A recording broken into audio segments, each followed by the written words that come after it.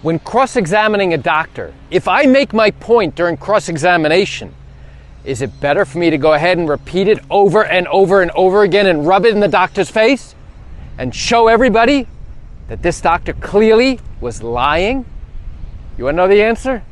Come join me for a walk along the beach as I share with you the answer to that question.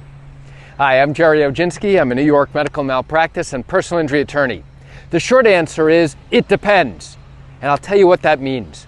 If the doctor has been obnoxious during the course of my questioning, then I might go ahead and do that. I might go ahead and rub in the fact that I'm able to expose the fact that he lied, that he clearly was untruthful.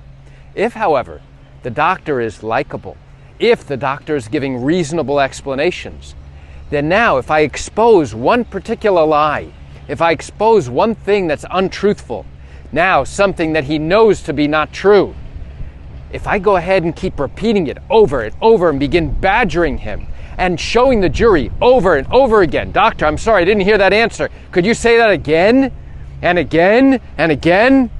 You know what that looks like? It looks like I'm clearly playing to the jury. It looks like I'm doing it for effect. And if I'm really nasty and obnoxious doing that and the doctor is likable, you know what's going to happen? It's going to backfire on me. Why? Because the jury is not going to appreciate that I'm beating up on this doctor. After the first time, they will recognize that the doctor lied. But after the second, the third, the fourth, the fifth time, now they're going to wonder, why am I persisting in showing that this guy told a lie? To the point where they may actually feel bad, especially if I'm making the doctor look really, really bad. Now, let me give you an example. Recently, I questioned a doctor in a medical malpractice case in a pre-trial process known as a deposition.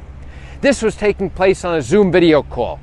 The doctor was on the call, I was on the call, the doctor's attorney was on the call, and there were two other defense lawyers also on the call.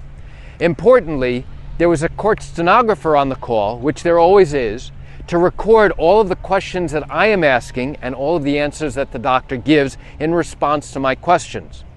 Did you know that the answers that the doctor gives represent his sworn testimony, and it carries the same exact weight as if he's testifying in court at trial? So the fact that this is happening on a Zoom video call is no less important and no less significant than if we were at trial. So now, the very first question that I asked this doctor, the very first question, this case involved an obstetrical malpractice case. Claims against the doctor included failing to timely do a delivery. And as a result of that, we argued, and our claim was, that this baby suffered significant harm and injury because they suffered oxygen deprivation, a lack of oxygen, because of the delay in performing the delivery. So one of the very first things that I wanted to do for this particular doctor was to ask him about his knowledge of the anatomy, to ask him about his knowledge of concepts in obstetrics. And why do I do that? Because I want to establish that this doctor has a basic level of understanding of his field of medicine. And I will tell you, in over 34 years of practice, I have rarely, if ever, seen a physician who did not have or understand the basic concepts in their particular field of medicine. Now, this was the exception, and I didn't realize it until my very first question. The very first question I asked him was, "Doctor, what is hypoxia?" And now I expected him to give me a clear, concise answer and then move on by asking him some other concepts involved in this particular case. His answer was, "I don't know." "You don't know?" is what I could have said. "What do you mean you don't know? You're an obstetrician, you're in practice more than 20 years. How could you not know what the word hypoxia means, doctor?" I could have asked him that question. And that's going through my mind. How could this doctor not possibly know something that clearly every single obstetrician should know? Every single one. They would learn it in medical school. They would learn that term in residency, in their obstetrics and gynecology residency. They would learn it during the course of their practice. They would learn it at continuing medical education seminars. Hypoxia is a lack of oxygen, and it has significant implications in the field of obstetrics. And it relates to a baby being deprived of oxygen during the course of labor and delivery, suffering injury to the brain, leading to something called hypoxic ischemic encephalopathy. And that was going to be the next question that I asked the doctor. So now, after I heard him tell me that he did not know what hypoxia was, instead of badgering the witness, instead of badgering the doctor and asking him repeatedly, how could you not know something so simple, something you would have learned in medical school and in residency and in your practice? You know what I did next? I moved right along to the next question I wanted to ask him. Doctor, what is hypoxic ischemic encephalopathy? Which, in a broad definition, means that the baby suffered injury to the brain as a result of a lack of oxygen. You know what the doctor said in response? I don't know. And I'm thinking to myself, this is unbelievable. I have never in my career had a doctor in a particular specialty tell me he does not know the basic definitions of something so critically important in their field of medicine. Now, again, I could have gone ahead and started harping on the fact that the doctor did not know what these basic definitions were.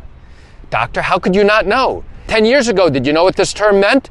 5 years ago, did you know what this term meant? 2 years ago, did you know what this term meant? When was it that you didn't know or no longer knew what this term meant? I could have gone ahead and asked him all those follow-up questions. And you know what that would have done? Absolutely nothing. You know what it would have done, really? It would have embarrassed him. It would have demeaned him.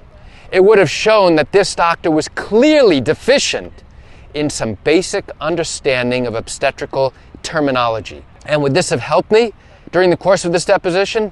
I believe the answer is no. Instead, the better approach was I took the doctor's answer and moved right along.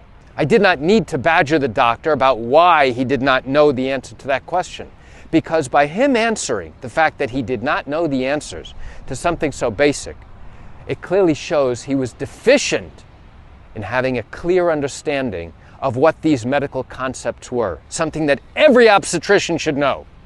And by him claiming that he did not know the answers, I don't need to badger him. I don't need to go after him. So why do I share this quick information with you?